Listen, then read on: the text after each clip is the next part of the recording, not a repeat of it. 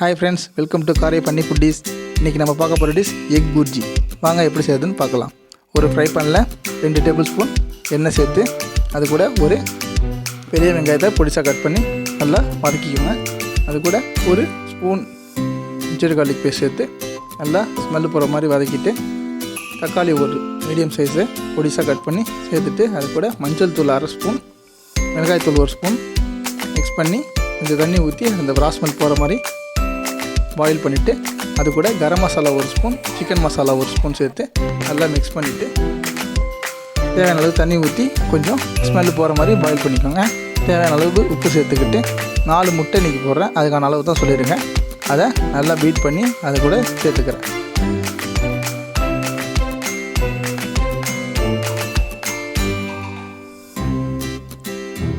இதை சிம்மில் வச்சு கொஞ்சம் பெருசாக வர மாதிரி, ரொம்ப பொடிசாக இல்லாமல் பெருசாக வர மாதிரி செஞ்சு மேலே தேவைப்பட்டால் பெப்பர் போட்டு எடுத்துக்கிட்டிங்கன்னா சூப்பரான எக் புர்ஜி ரெடி. தேங்க்யூ.